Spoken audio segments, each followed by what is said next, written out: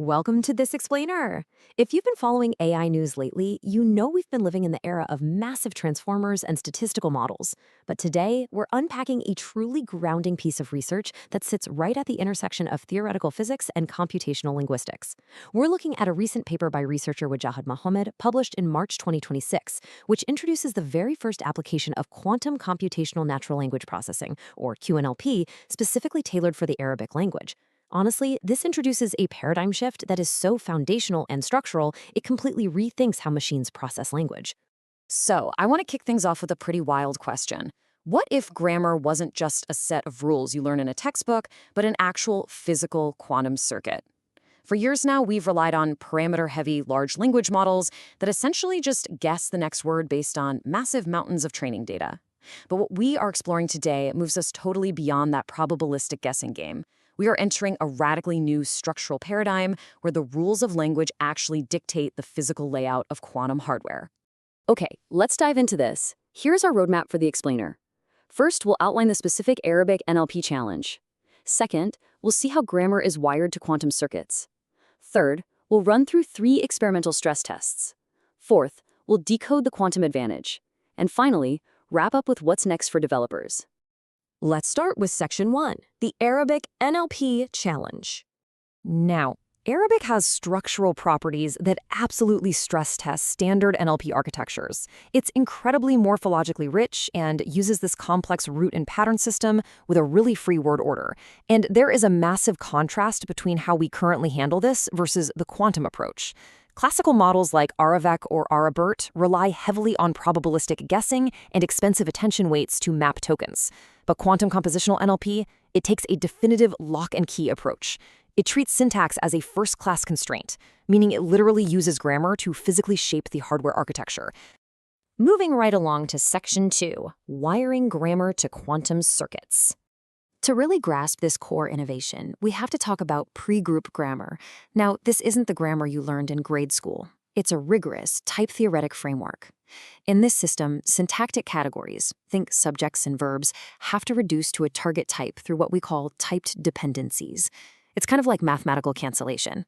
If the types don't match up perfectly, the whole construction gets filtered out immediately as syntactically invalid. So instead of relying on statistical smoothing after the fact to guess if a sentence makes sense, grammatical rules act as explicit, hard structural constraints right out of the gate. So how does this actually translate into a physical wiring pipeline? Well, it happens in 4 steps. First, you take a token or a word from an Arabic sentence. Second, you assign it a syntactic type based on those pregroup grammar rules. Third, and this is where the magic happens, that syntactic type dictates the exact quantum gate assigned to the token. For example, a transitive verb gets a gate that demands 2 argument slots, one for a subject and one for an object. Nouns then get gates that plug perfectly into those open slots. Finally, in step 4, these typed dependencies dictate the exact wired circuit. The gates only wire together when their types mathematically reduce. If the grammar is wrong, the qubits literally just remain unconnected, forcing a null state. I really gotta pause here and emphasize a quote from the paper because it hits the nail on the head regarding the sheer scale of this research. The author states, "This is not a wrapper around existing LLMs or a prompt engineering tweak. It is a structural redefinition of how meaning composition works in NLP pipelines. Let that sink in. We aren't just sprinkling some quantum dust on ChatGPT. We are completely redefining the underlying architecture of how a machine comprehends how words actually fit together." Let's jump into Section 3. 3 experimental stress tests. The amazing thing is, the researchers didn't just theorize about this. They built it and put it head-to-head against AraVec and AraBERT. They tested it across 3 incredibly tricky linguistic variables. First up, word order. Because the wiring depends on those typed dependencies and not just the physical position of the word in a sentence, the circuit topology is invariant under permutation. It handles Arabic's notoriously free word order completely natively. Second, morphological tense. The circuit can dynamically rewire itself to accommodate tense-driven type shifts, and it does this without breaking subject-verb agreement. And third, verb sense disambiguation. When dealing with verbs that have multiple meanings, the topology actually selects the correct wiring path based entirely on structural compatibility with the surrounding words. It isolates the true structural signal from just contextual probability. All right, Section 4, decoding the quantum advantage. Let's look at the numbers.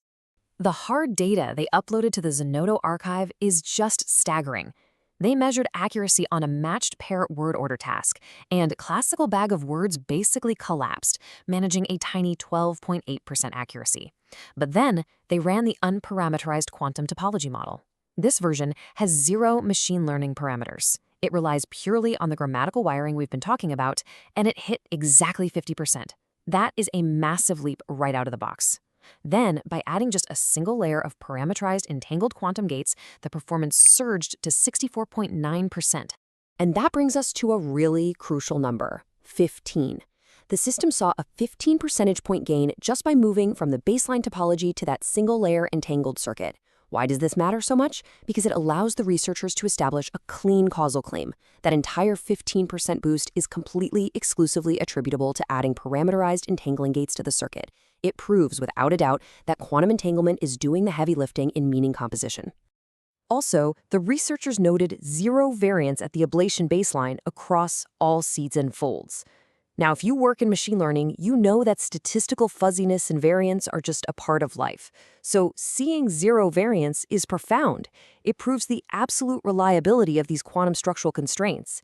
It behaves like a strict, undeniable mathematical law, not just an educated statistical guess. Which leads us to our final section. What's next for developers? If you are a software engineer or a computational linguist, there are 3 actionable vectors you really need to be monitoring here. First, track hybrid classical quantum pipelines.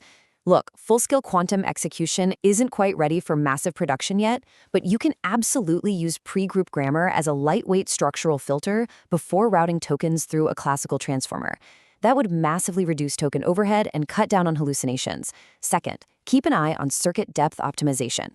Free word order languages create really complex dependency graphs, so we're going to need compiler-level optimizations to handle deep grammatical reductions.